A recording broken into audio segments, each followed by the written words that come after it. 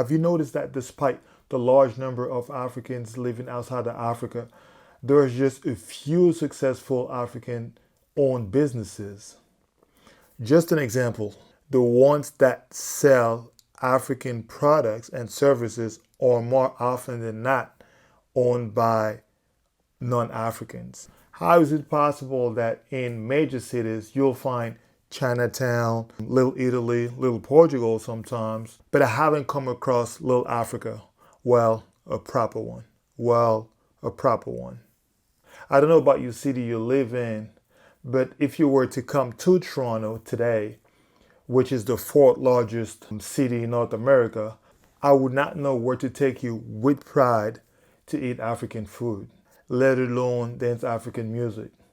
Despite the number of Africans that live in the greater Toronto area, I don't have the numbers, but there's a lot of us. Actually, to be exact, on any given summer, I could take you to a hot African spot. But if you were to come back the following year, or I guess the following summer, all bets are off. In this video, I'll go over 6 reasons why the laziness of Africans in the diaspora is the obstacle for creating successful businesses and how we can address those issues.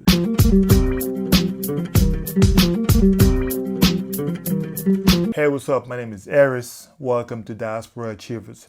In this channel, I take the African diaspora on a journey to creating businesses that contribute to the development of Africa, help change the African narrative, and allow you to become truly financially free. So if you're new here and want to be part of this journey, here are your first 2 steps. First, click on the subscribe button below this video and hit the notification bell so that you get notified as soon as I release a new video to help you get closer to your goal.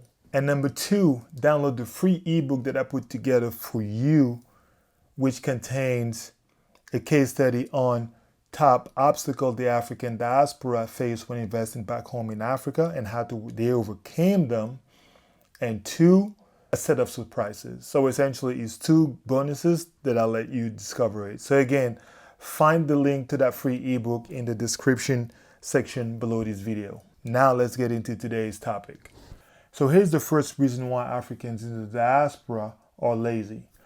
For many Africans living abroad, making it outside of the continent is an accomplishment on its own. Wait, hear me out. Either because they were able to escape the lack of quality education, limited opportunities, and all the issues that we know the continent has, or 2, simply because all of their family members and friends were living and they didn't want to be left behind. And I get it, we can relate to either one of those options. Now the issue is when you get satisfied simply for being over here, and then your biggest joy is that you no longer are in the middle of poverty back home. In other words, some Africans always look back at what they would have been if they stayed, and get comfortable from knowing that, you know what, I'm good over here. It's really worse back there. Especially if you have some relatives or friends back home who remind you how tough it is back there. On the flip side, you could be looking at the glass being half empty in terms of what you could be accomplishing and the real achievement you could be making. If you do that, you will realize that you can use the African or immigrant in you as a fuel to taking over the world. Let me tell you a quick story. Back when I was in university, I had a few friends from a certain African country that I wouldn't mention. And in that community, when someone had gotten their citizenship, they used to throw a party. And I always wondered, is that citizenship the end of the road? Is that going to pay for your bills or clear your debt or something? Can you take a second and imagine an American or a British or a French person throwing a party because they've gotten Ghanaian or Senegalese or Cameroonian citizenship? The second reason why Africans in the diaspora are lazy is that we think having a degree is the end of the road, but it's not. According to Rice University in Texas, Nigerian Americans are the most educated ethnic group in the States. I'm sure that North America and Europe have all of our most educated folks. However, the vast majority of them are employed by the greatest companies in the globe. This probably comes from our parents or people before us who had that lifestyle or that security as their idea. They didn't mean no harm or anything wrong. Plus, at the time, the demand probably was that high that once you had a job, you can hold on to it for the rest of your career, or at least within the same organization. My parents, for example, worked for the same organization pretty much their entire career. But now take a look around you. What's the likelihood for you to stay in the same organization for just, let's just say, 10 plus years? And even if you were to do that, can you attain financial freedom and create legacy for yourself with that? Third reason, we think working hard will make us rich. Over the years in working in the corporate environment, I have quickly realized that no one is irreplaceable, irrespective to how well you perform. Third reason, we think that working hard will make us rich. Over the years of working in corporate environments, I had quickly realized that no one is irreplaceable, irrespective to how well you perform. And one of the best ways to make more money and progress in your career is to jump ship and get to another company. And for the most part, the amount of money you make is limited by the number of hours in a day. So no matter how hard you work, you cannot work more than 24 hours, right? How can you achieve financial freedom that way? In other words, in order to stand a chance to get out of the rat race, you need to learn how to work smart in addition to working hard. Working hard is definitely critical, but you need to work smart on top of that. For those who are high up in the organization, C-level and everything else, some of us get complacent and comfortable as they simply, for those who are high up, say directors, VPs, the C-suite essentially, they often get complacent and comfortable as they simply want to enjoy the ride and try not to disrupt themselves. Fourth reason, thanks to the large excitement and hype and wave for entrepreneurship since the mid-2000s, more Africans are now understanding the power of creating businesses.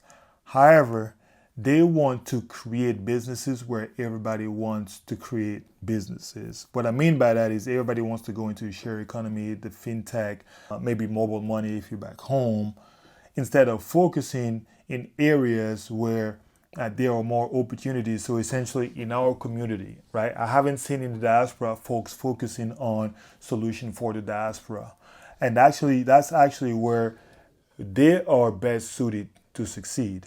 And then the fifth reason why Africans in the diaspora are lazy is simply because their family is hoping and asking for them to stay overseas as they think that life in the West is flawless and that money grows on trees.